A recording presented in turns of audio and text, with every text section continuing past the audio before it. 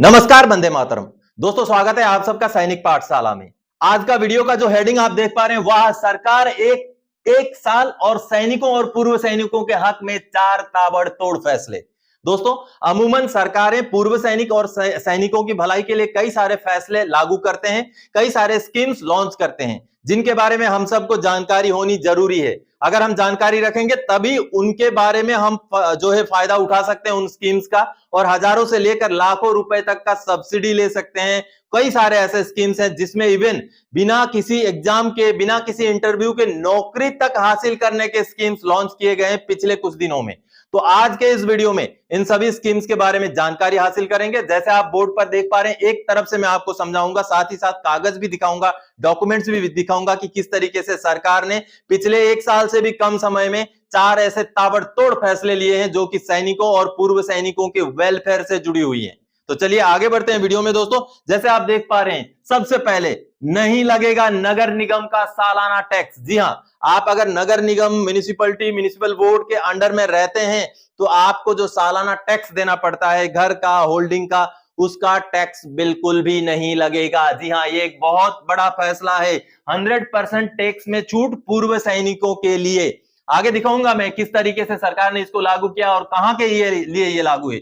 अगला जो फैसला दोस्तों सरकार की तरफ से लिया गया, ये है प्रॉपर्टी खरीद पर 75% रजिस्ट्री शुल्क में माफी पूर्व सैनिकों के लिए। अगर आप प्रॉपर्टी खरीद रहे हैं, घर खरीद रहे हैं, जमीन खरीद रहे हैं, तो 75% तक की जो है रजिस्ट्री में माफी। ये कभी कभी लाखों रुपए तक का अमाउंट हो जाता है दोस्तों। तो और तीसरी जानकारी देखिए, ग्रेड ए या बी के नौकरियों में भी 2% का कोटा। जी हां, ग्रेड ए, आप समझिए, ग्रेड ए की नौकरी या ग्रेड बी की नौकरी है, उसमें भी 2% का कोटा दिया गया है। बहुत बड़ा फैसला है ये भी दोस्तों। लेकिन इसमें एक थोड़ी सी एक वो है कि ये सिर्फ ऑफिसर्स के लिए। हमारी अपील है कि ये सबके लिए लागू किया जाए और उनमें जो भी वहां पर काबिल पाए जाते हैं उनको दे दिया जाए। तो ये एक अच्छा फैसला है, स्वागत योग्य फैसला है, लेकिन इस विषय पर एक बार विचार करना जरूरी है। चौथी जानकारी आप देखिए, 6 अक्टूबर का डिसीजन है, सरकार द्वारा लिया गया, और ये फैसला क्या है, और अब नौकरी में ग्रेड बी, सी, डी के पदों में सीधे बहाली, कोई परीक्षा नहीं। जी हां, नौकरी के लिए, जो स्टेट गवर्नमेंट के नौकरी के लिए, चाहे वो बी ग्रेड की नौकरी है, बी ग्रेड का अधिकारी रैंक का जो नौकरी होता है दोस्तों, सी ग्रेड का जो जैसे क्लर्क हो गए या इस तरीके के जो नौकरी होती हैं वो सी ग्रेड के होते हैं, और डी ग्रेड के आप सबको पता है जो डी ग्रेड की नौकरियां होती हैं। तो बी, सी, डी ग्रेड के नौकरियों के लिए सैनिकों के जो घर वाले हैं, उनके जो आत्मीय हैं, उनके लिए सीधे बहाली, कोई परीक्षा नहीं। इसके लिए ये क्या है, ये क्या स्कीम है दोस्तों, शहीदों के आत्मीय, यानी कि कोई काउंटर इंसर्जेंसी में, लड़ाई में, इस तरीके से सर्विस में रहते शहीद हो जाते हैं, तो उनके घर वालों के लिए, उनके आत्मीयों के लिए यह स्कीम लॉन्च किया गया है 6 अक्टूबर को दोस्तों, अभी हाल ही में। और दोस्तों ये क्या है, एज पर उनका एजुकेशनल क्वालिफिकेशन, अगर उनका क्वालिफिकेशन बी ग्रेड की नौकरी के लायक है तो बी ग्रेड का, सी के लायक है तो सी ग्रेड का, या डी के लायक है तो डी ग्रेड का नौकरी उनको दिया जाएगा दोस्तों। एज में भी रिलैक्सेशन दिया जाएगा, अगर मान लीजिए ओवर एज भी हो गए तो उसका भी स्पेशल सैंक्शन लिया जाएगा और उनको एज में भी रिलैक्सेशन दिया जाएगा, उनके परिजनों को, शहीदों के परिजनों को। आगे दोस्तों, घर में अगर कोई गवर्नमेंट एम्प्लॉय भी है, अगर घर में कोई एक नौकरी वाला ही भी है, लेकिन फिर भी किसी और को, किसी और आदमी को ये नौकरी दी जाएगी। और आगे दोस्तों, इसके लिए रेसिडेंट ऑफ आसाम होना पड़ेगा, आसाम के रहने वाले आप होने पड़ेंगे, और 1 साल के अंदर अंदर जो शहीद हो गए, शहादत के 1 साल के अंदर अंदर के जो है आपको जो डिस्ट्रिक्ट मजिस्ट्रेट या डीसी जो होते हैं, डीसी ऑफिस से जो है आपको उसके लिए अप्लाई करना होगा। और ये सारे के सारे डिसीजन दोस्तों आसाम सरकार द्वारा ली गई है, आसाम की हिमंता बिस्वा शर्मा सरकार द्वारा ली गई है। और इसमें ये कोई बड़ी बात नहीं है, सरकारें लेती हैं ऐसे फैसले, लेकिन पिछले 1 साल से भी कम के समय में दिसंबर 2022 से शुरू करके अभी अक्टूबर 2023 के बीच में 4 इतने बड़े फैसले जो कि सैनिकों और पूर्व सैनिकों की भलाई के लिए लिए गए हों, ये एक बहुत बड़ी बात है। ये दर्शाता है कि जो सरकार है, जो बिस्वा शर्मा जी की सरकार है, वो पूर्व सैनिकों या सैनिकों को लेकर के उनके मन में जो सहानुभूति या सम्मान है, जो इन फैसलों से दिखता है दोस्तों। तो मेरी अपील है, सभी राज्य सरकारें और भी जितने राज्य सरकारें हैं इस तरीके का जो है फैसले लागू करें, ताकि जो सैनिकों ने, पूर्व सैनिकों ने अपनी जो एक गोल्डन पीरियड जो देश के नाम दे करके आए हैं, जो अपना सब कुछ न्योछावर करके आए हैं, या कहीं कहीं तो शहादत भी हो जाती है, तो उनके इस बलिदान को सम्मान करने के लिए इस तरीके के फैसले जरूर लागू किए जाने चाहिए, बाकी स्टेट गवर्नमेंट द्वारा भी। तो दोस्तों, आज के इस वीडियो में आसाम सरकार द्वारा लिए गए यही बड़े फैसले और पूर्व सैनिकों और सैनिकों के भलाई के फैसले के बारे में आप सबको जानकारी देने के लिए आया था। आगे मैं आपको दिखाता हूं किस तरीके से जो डॉक्यूमेंट्स हैं या न्यूज रिपोर्ट्स हैं इन फैसलों से जुड़े हुए, उनको देखिए, उसके बाद लूंगा विदा। आगे और कोई जानकारीदायक आपसे सरोकार रखने वाला विषय लेकर मैं फिर से हाजिर हो जाऊंगा। तब तक के लिए जय हिंद दोस्तों।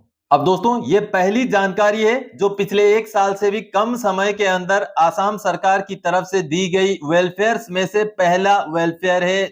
8 दिसंबर 2022 की जानकारी है, जैसे आप देख पा रहे हैं हिंदुस्तान टाइम्स के हवाले से।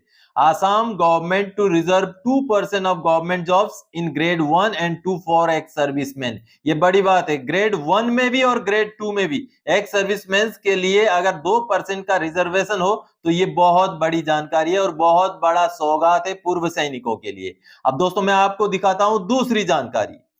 अब ये जो आप गैजेट नोटिफिकेशन देख पा रहे हैं दोस्तों, जो कि असम सरकार द्वारा जारी किया गया गैजेट नोटिफिकेशन है, जो 1 फरवरी 2023 के डेट में जारी किया गया है।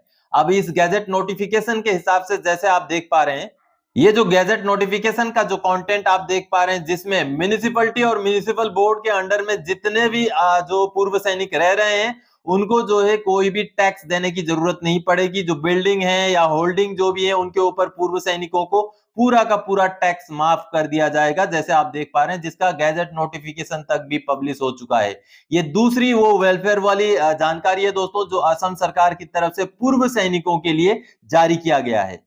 अब ये तीसरी वो जानकारी है जो आप देख पा रहे हैं दोस्तों, जिसमें आसाम कैबिनेट की तरफ से ये जानकारी निकल के आई, ये फैसला निकल के आया, ex serviceman to get 75% concession in property registration fees. यानी कि आपको जमीन खरीदना है, आपको घर खरीदना है, उसके ऊपर सरकार की तरफ से पूर्व सैनिकों के लिए 75% रजिस्ट्रेशन फीस में जो है माफी दी गई है, जो कि एक बहुत बड़ा अमाउंट होता है दोस्तों। अगर आप कुछ जैसे प्रॉपर्टी वगैरह खरीदे जो 30, 40, 50 लाख रुपए तक का हो, या 10, 15, 20 लाख रुपए तक का भी हो, तो उसमें हजारों लाखों रुपए तक का टैक्स लग जाता है। और उसमें अगर आपको 75% का छूट मिले तो ये एक बहुत बड़ी सौगात है, और असम सरकार की तरफ से अपने स्टेट के, अपने राज्य के पूर्व सैनिकों को दी गई ये एक बहुत बड़ी सहूलियत है। अब चलिए दोस्तों, चौथी जो वेलफेयर की स्कीम जो असम सरकार ने अभी अभी 7 अक्टूबर को डिक्लेयर किया, उसके बारे में जानते हैं। अब दोस्तों, असम सरकार का 6 अक्टूबर 2023 का ये नोटिफिकेशन देखिए, जिसमें वो सारी बातें लिखी गई है कि अगर कोई डायरेक्ट किल्ड इन एक्शन होते हैं, कोई ऑपरेशन के दौरान, काउंटर इंसर्जेंसी के दौरान किसी आसाम के किसी सैनिक की मृत्यु हो जाती है, शहादत हो जाती है, तो उनके घर वालों को सीधे नौकरी देने के बारे में, चाहे वो बी ग्रेड है, सी ग्रेड है या डी ग्रेड है, उनके क्वालिफिकेशन के हिसाब से सीधे नौकरी देने के बारे में ये नोटिफिकेशन निकाला गया है, जो कि एक बहुत बड़ी राहत और बहुत बड़ी सौगात है उनके लिए, जो अपने घर के एक लाल को खो देते हैं देश के लिए, जो शहादत हो जाती है। अब दोस्तों, इसके ऊपर एक न्यूज रिपोर्ट भी, ये देखिए, इसमें डिटेल्स में सारी बातें लिखी गई है। 7 अक्टूबर का है, ये आसामीज में है, जो भी पढ़ पाए पढ़ लीजिएगा। अदरवाइज ये जो मैंने आपको अभी नोटिफिकेशन दिखाया, इस नोटिफिकेशन में सारी वो बातें मेंशन की गई है जिसमें आसाम सरकार ने एक सराहनीय कदम उठाया है।